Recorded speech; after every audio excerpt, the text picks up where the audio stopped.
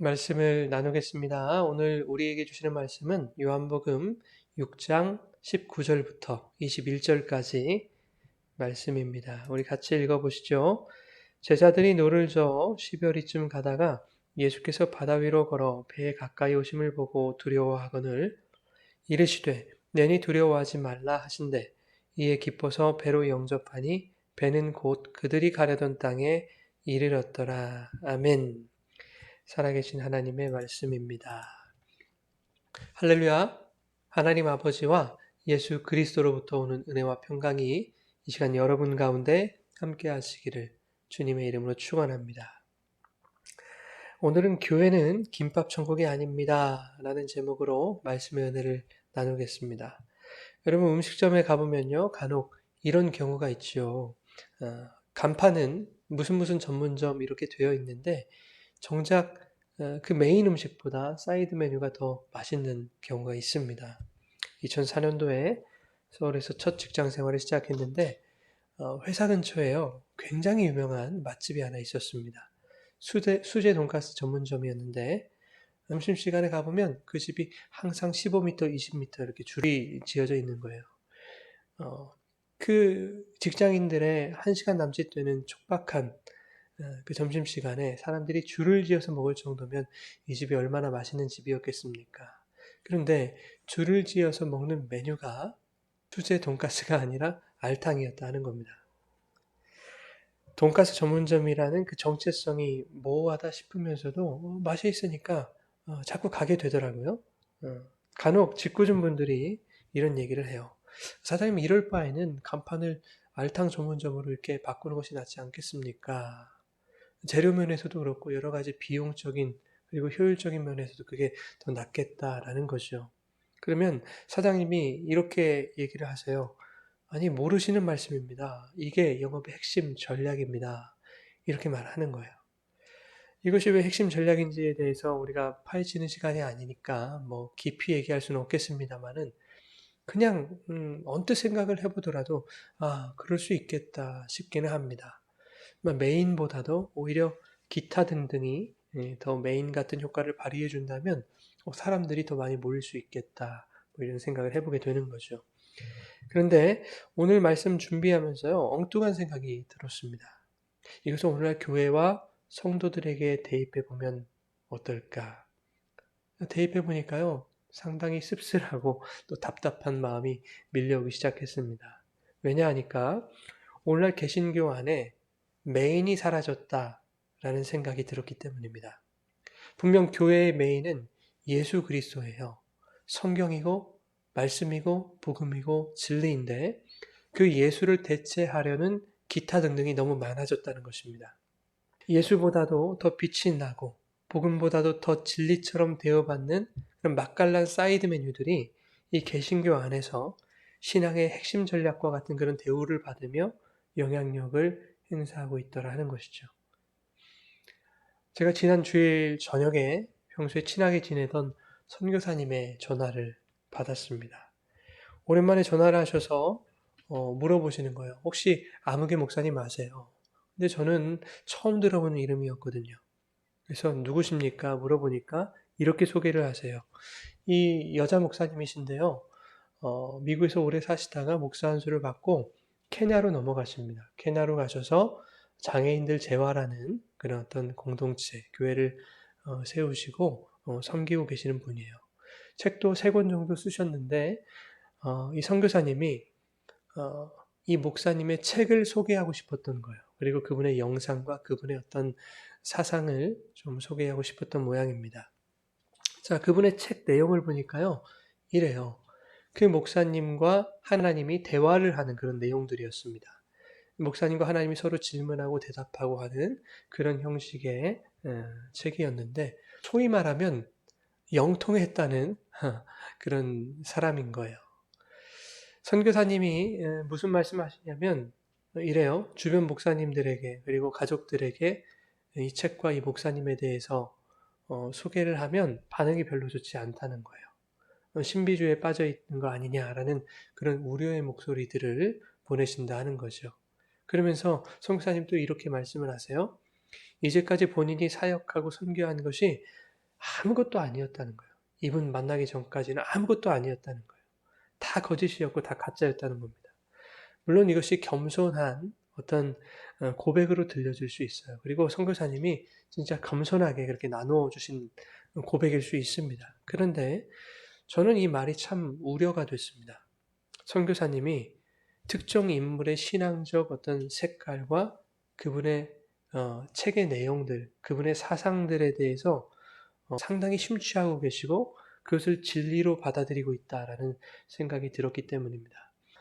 여러분, 신앙인들 사이에서 상호간에 좋은 영향력을 주고받을 수 있습니다. 훌륭한 목사님의 설교라든지 신학자들의 어떤 성경 해석이라든지 신앙서적의 글귀라든지 어떤 성도 간의 어떤 간증이라든지 이런 것들이 정체된 우리의 신앙에 도전을 주고 활력을 줄 수 있다는 겁니다. 그러나 이것이 메인이 돼서는 안 되겠다는 거예요. 이런 건 깍두기나 단무지, 김치가 아무리 맛있어도 그것으로 배를 채우면 안 돼요. 왜요?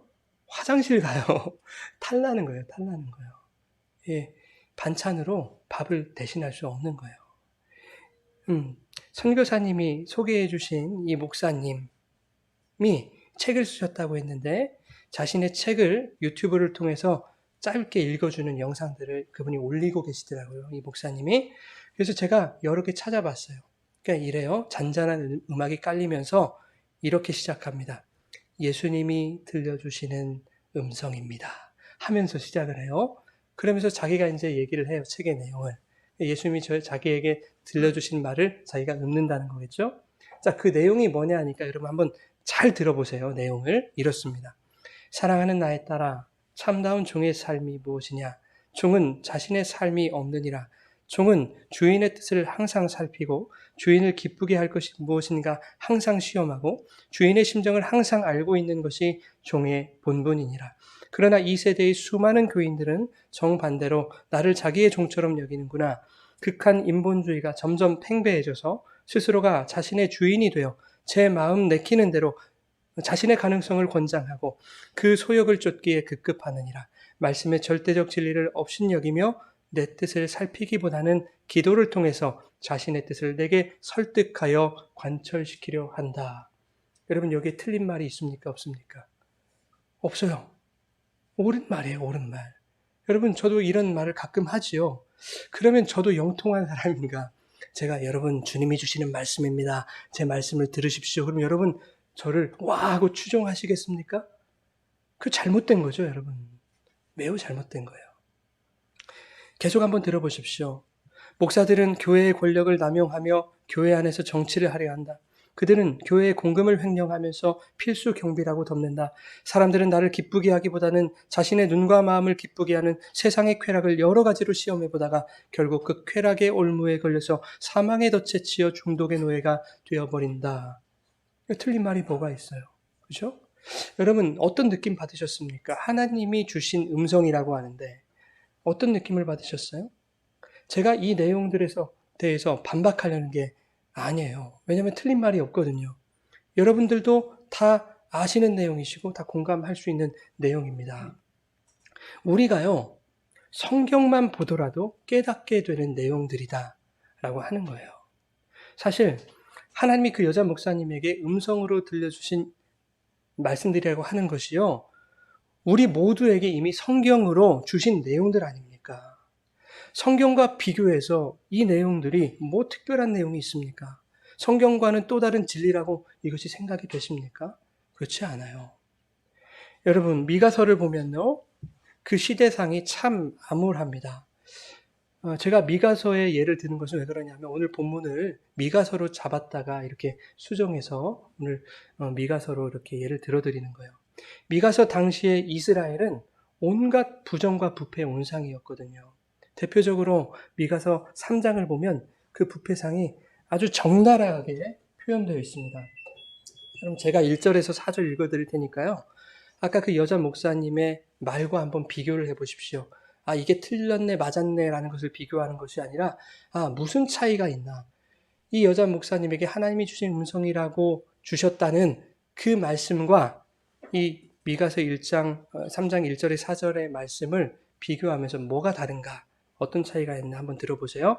자, 내가 또 이르노니 야곱의 우리 우두머리들과 이스라엘 족속의 통치자들아 들으라. 정의를 아는 것이 너희의 본분이 아니냐.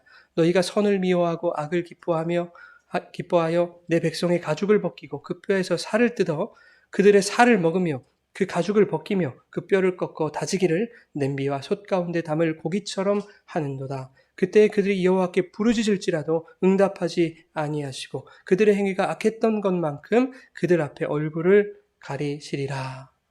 미가서의 말씀이에요. 여러분 뭘 느끼세요? 이 성경이요 더 적나라하고 더 구체적이라는 거예요. 그분의 말씀이 틀렸다는 게 아니에요. 예. 더 절절한 하나님의 마음이 이 성경 말씀에서 느껴진다고요, 여러분. 예, 미가서는 이렇게요. 선민 이스라엘의 도덕적, 사회적 부패, 그리고 거짓 선지자들과 제사장들의 타락에 대해서 강력하게 고발하고 있어요. 사회적, 종교적, 정치적 권력자들이 자신들의 권력을 이용해서 백성의 가죽을 벗기고 그들의 뼈에서 살을 뜯어먹는 그런 악랄한 시대였다라고 하는 것을 매우 구체적으로 적나라하게 이렇게 표현해주고 있지 않습니까? 네, 그것이 바로 미가서인데요. 자, 3장 11절과 12절을 우리 계속해서 같이 한번 읽어보죠. 시작.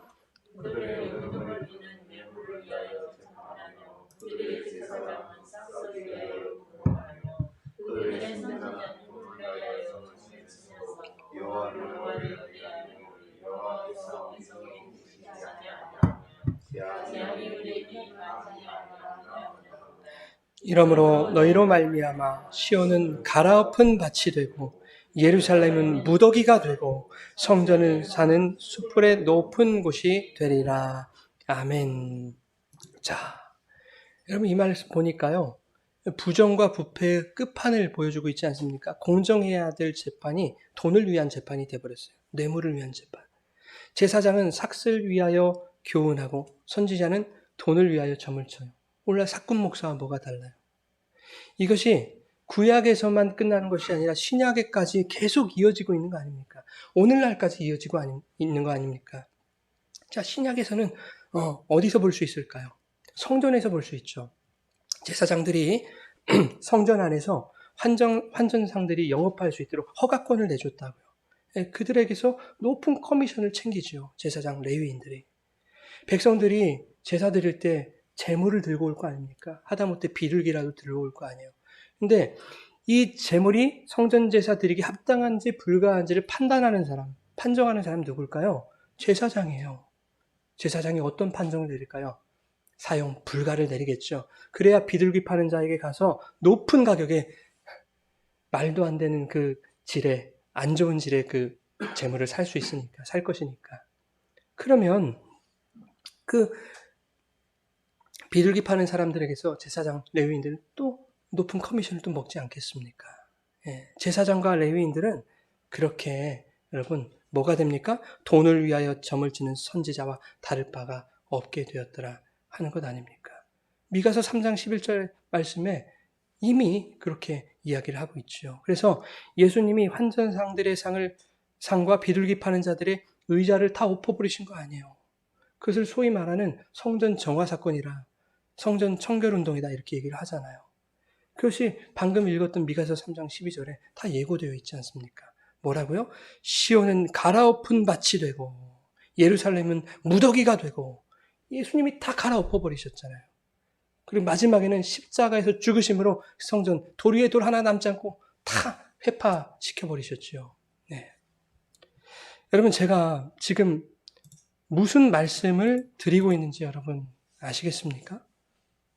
성경만으로도 충분히 하나님의 마음과 뜻을 알 수 있다라고 하는 거예요. 성경은 다른 사람의 말보다 그 어떤 책의 가르침보다 어떤 영상의 가르침보다 더 구체적이고 더 사실적으로 우리에게 하나님의 마음을 표현해 드러내주고 계세요. 또한 시대와 지역과 문화와 언어를 초월해서 성경이 성경 자체를 해석해주고 있어요. 구약은 신약을 설명해주고 신약은 구약을 입증해주고 증명해주고 막 그런단 말이에요. 오늘날의 사회, 오늘날의 교회, 오늘날 목사, 오늘날 성도들 다 마찬가지예요. 미가서 당시와 또 예수님이 성전 정화하신 그 당시, 그리고 오늘날이 다르지 않은 거예요, 여러분.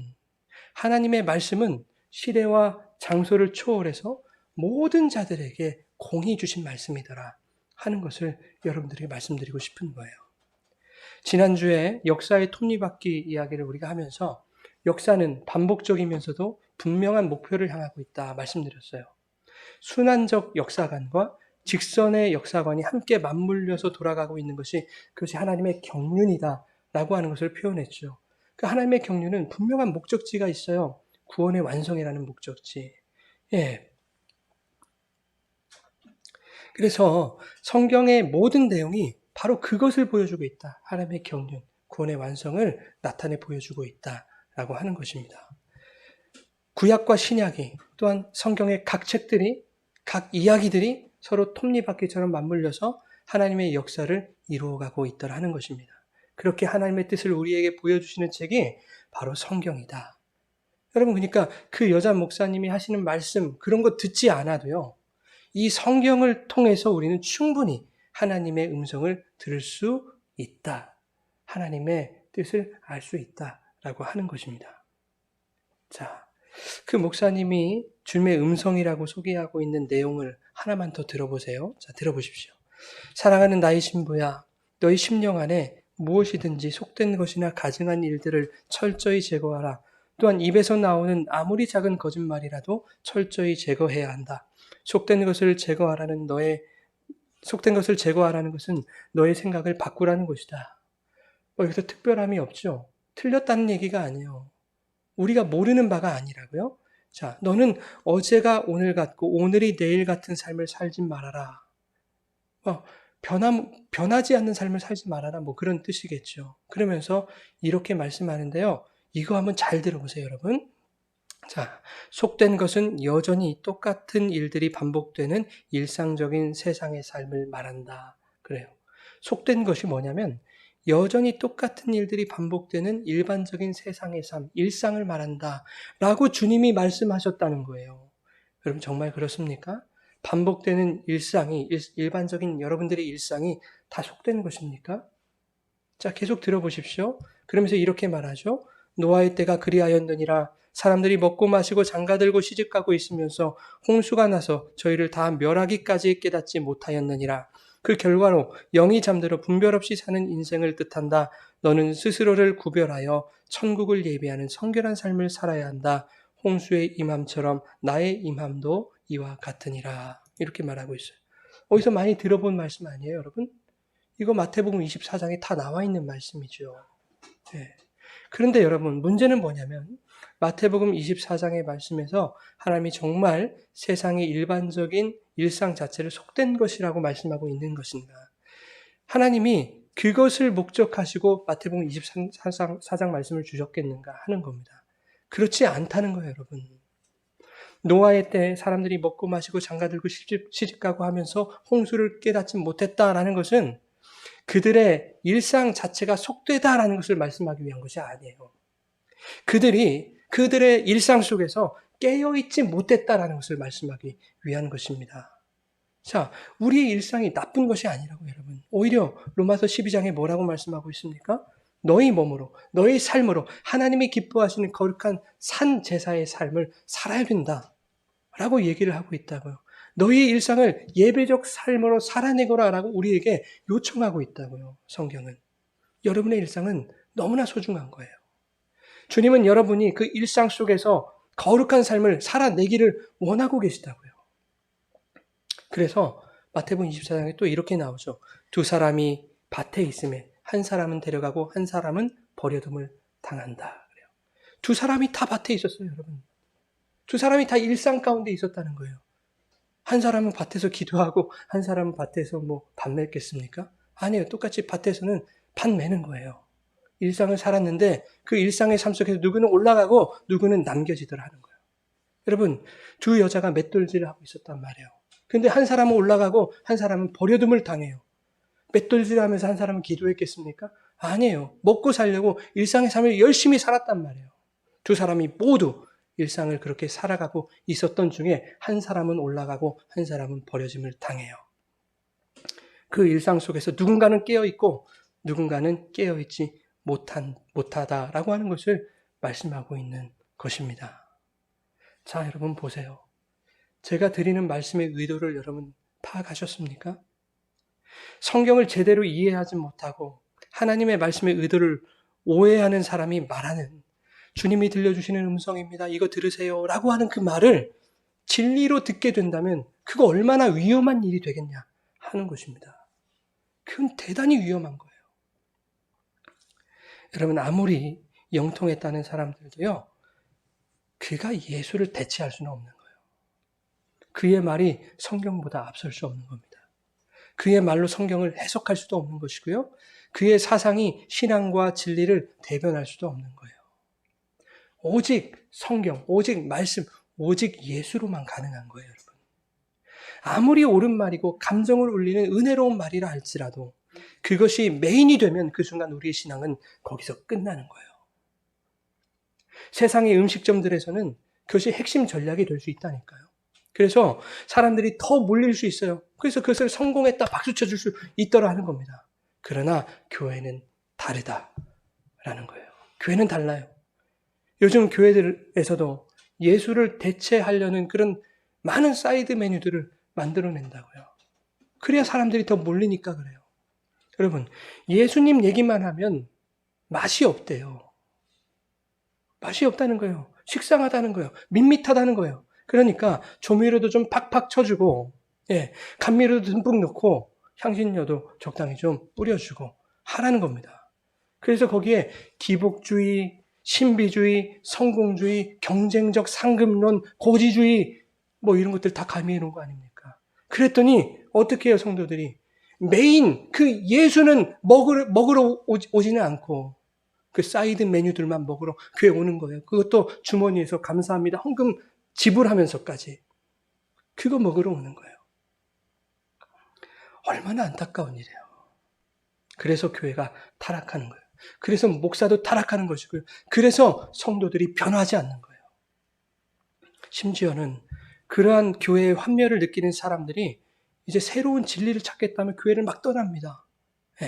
그런데 그들이 오해하는 게 하나가 있어요. 뭐냐면 교회가 무너지는 것은 예수를 교회의 주인으로 삼지 않았기 때문인데 모든 교회에 소망이 없고 진리가 없는 것처럼 그렇게 치부해버려요. 그렇게 매도해버립니다. 잘못된 것을 본인이 알았다면 자기라도 예수를 붙들고 말씀을 붙들어야 될 텐데 기성교회 모두 잘못됐어라고 말하면서 정작 다른 사이드 메뉴 찾으러 다니더라 하는 거예요. 특정 인물과 그들이 쓴 서적과 그들의 가르침, 사상에 목을 매는 사람들이 얼마나 많은지 몰라요. 교회를 떠나서. 그러면서 이것이 진리다 막 그래요. 성경보다는 추종하는 그 사람들의 가르침, 그런 사상들을 더 연구하죠. 진리를 추구한다고 하면서 여전히 거기에는 예수가 없어요. 그러면서 진리라고 말해요. 우리는 기존 교회와 달라. 우리는 부패하지 않았어. 우리는 정직해. 우리는 양심적이야. 그렇게 자신들만이 진리라고 주장을 하면서 집단주의라고 하는 그 사이드 메뉴를 그들은 신봉하고 있더라 하는 거예요. 그렇게 그들은 점점 더 예수를 밀어내고 있더라.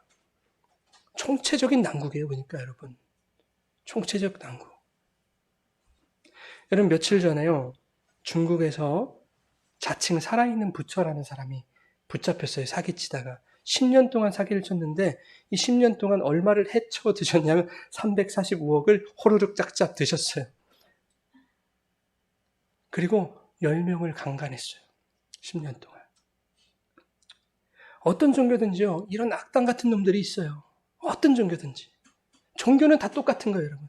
그래서 제가 여러분들에게 우리 교회가 종교가 돼서는 안 된다고 하는 거예요. 이 사건에 제가 관심을 가지게 된 이유가 있어요. 사기치는 수법이 독특하고 이렇게 특별해서가 아닙니다. 이런 사이비들에게 도대체 왜 당하는가, 사람들은. 이걸 보니까요, 그 이유가 개신교와 너무 닮아 있었기 때문에 제 시선이 거기로 가더라고요. 이 사람이 자기는 청나라 때 살았는데 지금 환생했다는 거예요. 자기가 그래요. 환생한 부처라고 이제 얘기를 그렇게 하고 있습니다. 그런데 더 대단한 건 뭔지 아세요? 사람들이 그걸 믿어요. 그리고 추종을 해요. 수천 명이. 그리고 돈 내고 막 그래요. 여러분, 원래 불교는 뭐예요? 환생에서 벗어나는 것을 목적하는 게 그게 불교거든요. 이 돌고 도는 업보의 굴레에서 빠져나오는 것, 윤회에서 벗어나는 것을 목적하는 것이 불교라고요, 여러분. 벗어나서 어쩌자는 건가요? 마하바냐 바라밀다 하자는 거예요. 마하 위대하다, 바냐 지혜, 바라밀다 건너가다, 넘어가다 이런 뜻이거든요. 그러니까 불교의 사상은 뭐냐면 피안의 세계로 건너가는 거예요. 지혜가 되는 거예요. 쉽게 말하면 내가 우주이고 내가 지혜다. 무라일체가 되는 것, 깨닫는 것, 뭐 그런 거란 말이에요. 이것을 뭐라고 하냐면 산스크리트어로 니르바나 그래요. 닐바나. 그것을 한자로는 열반이라고 풀었죠. 열반. 그것을 또 해탈이라고도 얘기한단 말이에요. 이게 불교의 사상인데요. 그래서 그것에 도달하기 위해, 이 닐바나에 도달하기 위해서 불교인들은 뭘 외쳐요? 아제 바라아제 바라승아제 모지사바하. 이걸 외친단 말이에요. 저 불교인은 아닙니다만은 그것을 외치고 다녀요. 그게 무슨 뜻이냐 하면 가자 건너가자. 우리 함께 건너가서 깨달음을 얻자 이런 뜻이에요. 우리 한번 해보자. 건너가자. 우리 열심을 한번 해서 그 깨달음에 한번 도달해보자 라고 하는 것입니다. 그게 불교예요. 고행과 참선, 그러니까 인간의 노력과 종교적 열심으로 피안의 세계에 한번 도달해 보자는 거예요. 그런데 부처라는 자가 윤회를 벗어나지 못하고 여전히 이 생에서 사람으로 다시 환생했잖아요. 지금 뭐 청나라 때 살다가 중국에 지금 환생을 한 거잖아요. 윤회를 벗어나지도 못했다고요. 지혜에 이르지도 못했어요. 열반에 이르지도 못했어요. 그런데 그런 자를 신으로 믿고 싶을까요? 그들은? 왜 그럴까요? 왜 그런 어리석음이 일어날까요? 당연해요. 모르기 때문이에요. 불교인이라고 하면서도 불교가 뭔지를 모르기 때문이에요. 기껏해야 이 생에서 업보를 잘 쌓아서 좀 복 좀 얻고 이 생에서 안 되면 다음 생에서라도 뭐 최소한 소, 돼지, 개 뭐 이런 걸로는 태어나지 말아야지 이렇게 생각하는 거예요. 불교도 이미 타락한 거죠, 여러분. 여러분, 그럼 우리는 어때요? 우리 개신교, 우리 교회는 어떻냔 말이에요. 방심하면 안 돼요. 우리도 똑같아요, 지금. 네. 우리도요, 모르면 당하는 거예요. 여러분, 제가요, 맨날 복만 던져주고 기복만 얘기하고 그러면 여러분 어떻게 하실 거예요? 아멘 하면서 덥석덥석 무실 거예요? 아니죠. 여러분들이 기독교가 뭔지 잘 깨우치고 계시다면 목사님 그거 아닙니다. 예수를 선포하세요. 이렇게 말씀해 주실 거 아닙니까? 모르니까 당하는 거 아닙니까, 여러분? 여러분 우리 개신교는 어떤 종교입니까? 뭐 가자 건너가자. 건너가고자 열심히 노력하면 천국에 도달할 수 있을 거야. 뭐 이런 거 가르치는 종교일까요? 아니에요. 정확히 틀렸습니다. 예수님이 오병이어 사건 직후에 제자들에게 이렇게 말씀하세요. 우리 마태복음 14장 22절 함께 읽겠습니다.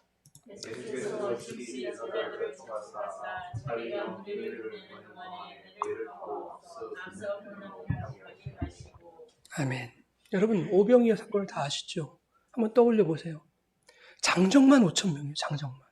4인 가족 하면은 2만 명이 넘는다고 하잖아요. 그 수많은 사람들을 오병이어로 먹이셨던 놀라운 기적. 그런데 거기에는 장정이 5천 명이나 있는데 예수님의 제자들 다 남자들인데 고작 몇 명이에요? 12명. 이야, 어깨에 힘 들어가요? 안 들어가요? 들어가겠죠. 이 놀라운 기적을 예수님이 행하셨는데 마치 자기들이 행한 기적만큼이나 의기양양해 있었을 거라고요. 우리는 특별한 사람들이야 라는 생각을 하지 않았겠습니까? 무슨 일이든지 우리는 다 할 수 있을 것만 같은 그런 충만한 자신감에 사로잡혀 있지 않았을까? 그런 그들에게 예수님이 말씀하시는 거예요. 바다 건너편으로 건너가라. 야, 건너가봐! 라고 말씀하시는 거예요. 여러분 생각해 보세요. 갈릴리 바다, 제자들에게 있어서 그거 식은 죽 먹기 아닙니까? 바다 건너는 것쯤이야. 베테랑 어부들이 거기에 몇 명이나 있어요. 정확히는 모르겠지만요. 단순하게 생각해봐도 베드로, 안드레, 요한, 야고보는 어부였어요. 베테랑 어부였단 말입니다. 그런데 그 베테랑들이 있는 그 배가 바다 한가운데서 가지도 못하고 이러지도 저러지도 못하고 있더라는 말입니다. 안 되는 거예요. 우리 개신교는 이런 종교입니다. 그거 봤지? 너희들이 아무리 난다긴다 하더라도 너희 힘으로 그 바다를 절대 건너갈 수 없어. 너희의 지식과 너희의 열정과 너희의 노력과 너희의 경험과 너희의 어떠한 자격으로도 그 바다를 절대 건너갈 수 없는 거야. 그거 알라고 예수님 보내신 거거든요. 건너가보라. 그러면 여러분 그 바다 어떻게 우리가 건너갈 수 있어요? 도대체 우리 개신교는 어떤 종교냔 말이죠. 어떻게 건너갈까요, 우리는? 그래서 오늘 본문이 이렇게 말하고 있는 거예요. 요한복음 6장 19절에서 21절 우리 다시 한번 읽어보겠습니다. 제자들이 노를 저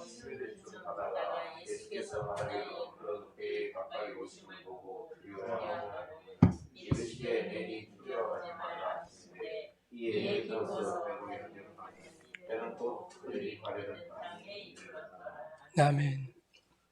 저는 이 말씀 읽을 때마다 너무 감격스러워요. 감격에 겨워서 어찌할 바를 모르겠어요, 여러분. 뭐라고 말씀해?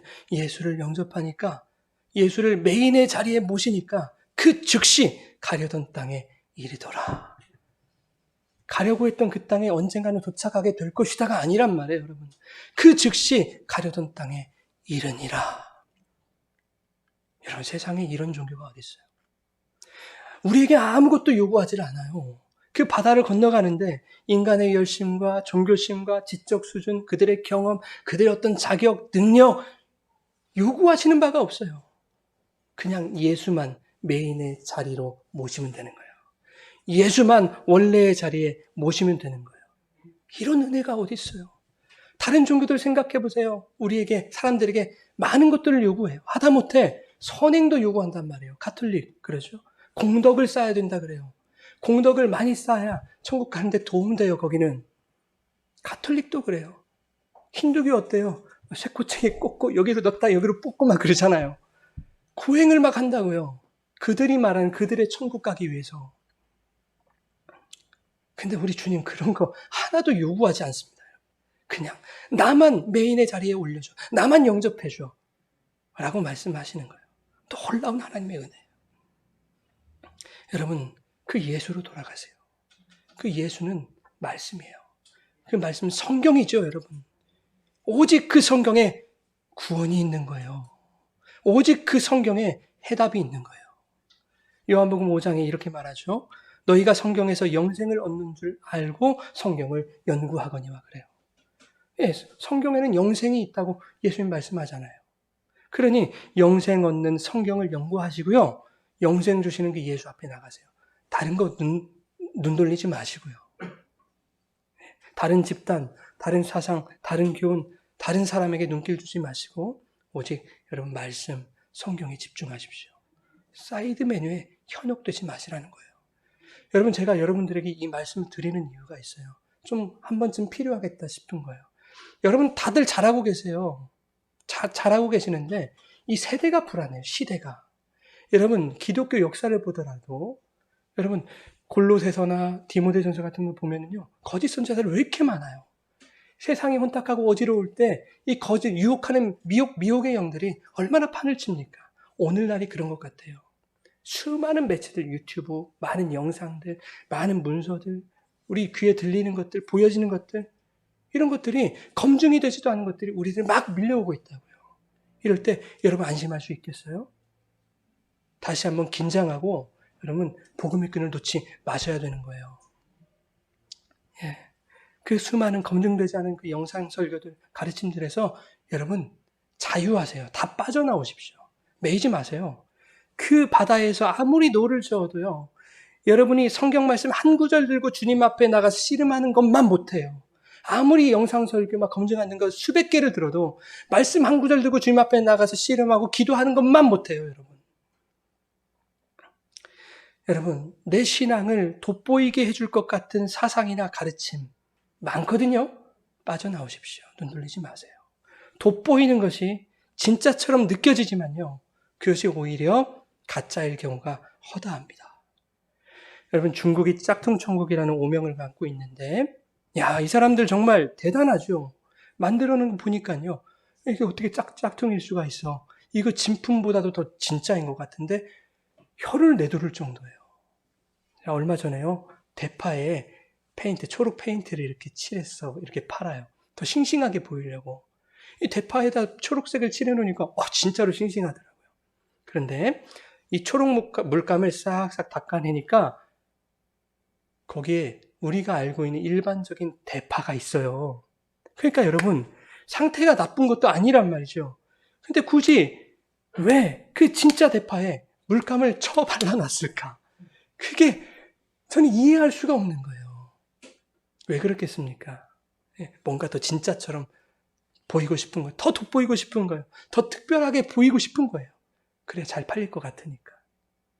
여러분 근데요, 생각해보세요. 아무리 포장을 해도 내가 하나님 될 수 없어요. 아무리 포장을 해도 내가 진리가 될 수 없는 거예요. 아무리 포장을 해도 포장하면 할수록 그건 가짜가 되는 거예요, 여러분. 아무리 자신이 다른 사람보다 더 많이 안다고, 야, 내가 너희보다 많은 지혜를 알고 있어. 내가 아는 게 진리야. 라고 하더라도 여러분, 하나님 보실 때는 모든 사람들은 동일해요. 그냥 하나님 보실 때 아이고 그냥 웃어요. 하나님 그냥 웃지요예요. 웃지요.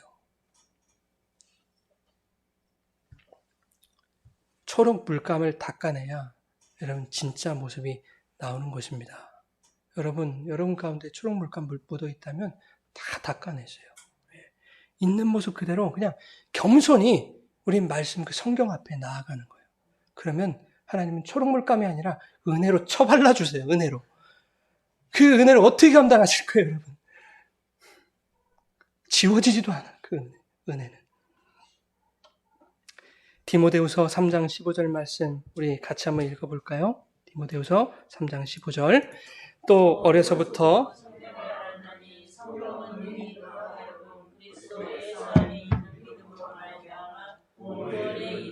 지혜가 있게 하느니. 아멘. 너무 분명하죠, 여러분. 성경은 무엇에 이르는 지혜가 있게 해요? 구원에 이르는 지혜가 있게. 성경은 구원에 이르는 지혜가 있어요. 성경으로 구원을 얻을 수 있어요. 성경을 믿으면. 그죠? 예. 자, 구원에 이르는 길이 성경에 있다는 말이거든요. 여러분, 잠언을 보시면은, 잠언은 지혜에 대해서 많이 말하고 있어요. 지혜를 의인화한다고요. 잠언이 말하는 그 지혜는 그럼 누구일까요? 하나님 나타내려는 거예요. 절대적인 지혜는 하나님께 있어요. 그러면 그 하나님이 예수님인데, 지혜는 예수님 아니에요.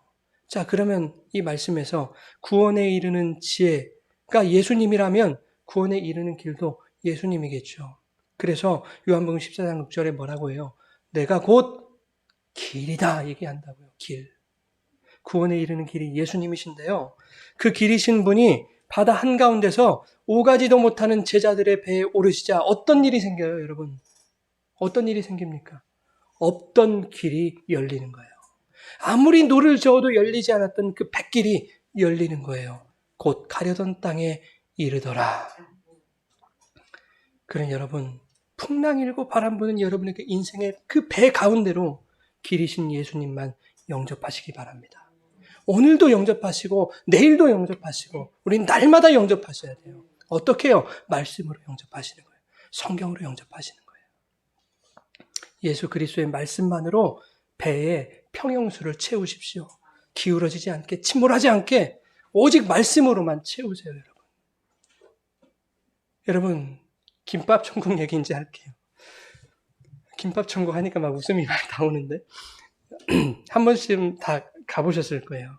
저는 김밥 천국에 가면 김밥을 거의 안 먹어요. 왜 그럴까요? 김밥의 종류보다도 사이드 메뉴, 다른 메뉴들이 더 많아요. 한 수십 개, 한 100개 되나 봐요. 김밥 천국 가면.